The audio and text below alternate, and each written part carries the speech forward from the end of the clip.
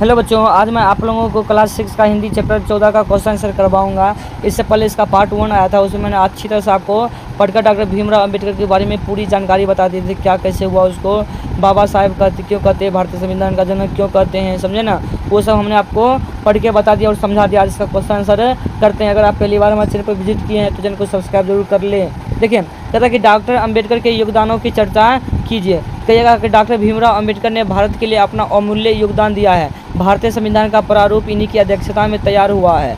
हजारों वर्षों से अछूत कहलाने वाले को इन्होंने समानता का अधिकार दिलाया है। राष्ट्र के एकता के लिए इन्होंने कई आवश्यक बातें संविधान में सम्मिलित किया है। अब आगे आइए, आगे देखते 2 नंबर क्वेश्चन क्या कहता है। 2 नंबर क्वेश्चन कहता है डॉक्टर अंबेडकर ने बौद्ध धर्म को क्यों स्वीकार किया। तो आप कहेगा डॉक्टर भीमराव अंबेडकर ने किसी धर्म के विरोधी नहीं थे। उनका मानना था कि धर्म मनुष्य के लिए आवश्यक है। वह धर्मों में आई बुराइयों के विरोधी थे। इन्होंने बौद्ध धर्म इसीलिए स्वीकार किया क्योंकि बौद्ध धर्म में समानता पर आधारित है। किस पर आधारित है? समानता पर, सबको समान नज़रों से देखते हैं। इसमें ऊंच नीच छुआछूत के भेदभाव का विरोध नहीं, मतलब विरोध किया गया नहीं है, विरोध नहीं किया गया है, समझे ना। और आगे देखिए, कहते हैं समानता पर आधारित धर्म होने के कारण अंबेडकर ने बौद्ध धर्म स्वीकार किया तथा अन्य लोगों को भी इसे ग्रहण करने की सलाह दे दी, समझे ना। अब आइए आगे देखिए, आगे क्या कहते हैं 3 नंबर क्वेश्चन में।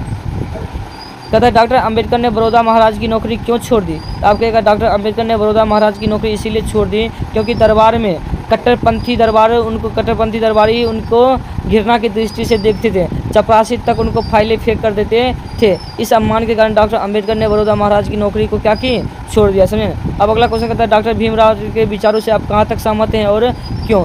आप कहेगा डॉक्टर अंबेडकर ने देश तथा समाज के हित में अपना विचार प्रकट किया है। उनका विचार पूर्णतः प्रासंगिक है क्योंकि कोई भी देश या समाज तभी विकसित माना जाता है जब वहाँ एकता, समानता एवं बंधुत्व की भावना होती है। भेदभाव से तो घृणा जन्म लेती है, जबकि प्रेम से स्वच्छ समाज की स्थापना होती है। अतः मैं डॉक्टर अंबेडकर के विचारों से पूर्णतः सहमत हूँ। अब आइए,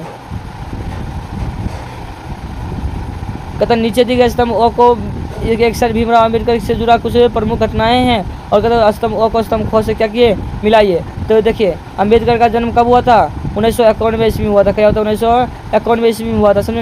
इन सब का आइए आंसर देख लेते, समझे। और उसके बाद कहता है कि अंबेडकर को हाई स्कूल की परीक्षा पास कब की, अंबेडकर ने BA कब किया, अंबेडकर की शादी कब हुई, मुख्य नायक कब लिखा, डॉक्टर की मृत्यु कब हुई, 1956 में। ये सब का आंसर देख लेते, समझे। देखिए, अंबेडकर का जन्म हुआ था 1851 ईस्वी में। हाई स्कूल परीक्षा 1907 में किया। BA 2013 में किया। 1905 ईस्वी में उसकी शादी हो गई। मुख्य नायक पत्रिका 1920 ईस्वी में किया और मृत्यु जो 1956 ईस्वी में हो गया था। मृत्यु कितने में हो गया था? 1956 ईस्वी में हो गया था।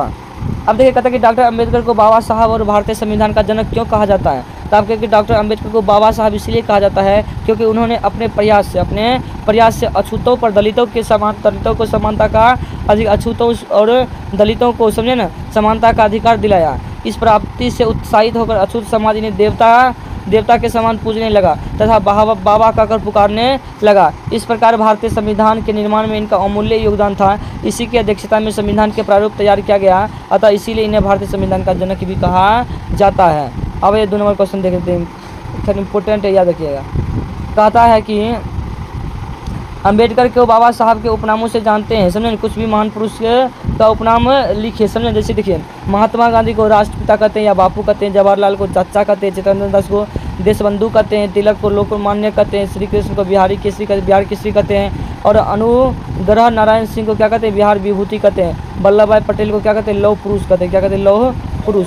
अब बाबा साहब किस प्रकार के भारत को देखना चाहते थे। कहिएगा कि बाबा भीमराव अंबेडकर साहब जो थे वे भारत को देखना चाहते थे कि जहाँ किसी प्रकार का भेदभाव ना हो। हम सभी भारतीय, हम सभी क्या है, भारतीय, हम सब में भेदभाव नहीं हो। हम सब एक दूसरे को प्यार करें, हम सब एक दूसरे को क्या करें, प्यार करें। समानता एवं भाईचारा की भावना को बनाए रखें। अब आता है कुछ अशुद्ध शब्द है, उसको शुद्ध करना है। क्या करना है?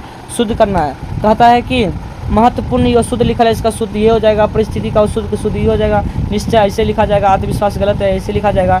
रत्नागिरी भी गलत है, ऐसे लिखा जाएगा। अध्यापक भी गलत है, इसमें अध्यापक ऐसे होगा। वीडियो देख लिए, अगर आपको वीडियो अच्छा लगता है और आपको हर एक क्वेश्चन समझ आया है तो आप हमारे चैनल को क्या करिए, सब्सक्राइब करिए और कमेंट करके हमको जरूर बताइए कि ये वीडियो आपको कैसा लगा, ताकि आपको हर एक नोटिफिकेशन मिलता रहे। वीडियो देखने के लिए धन्यवाद।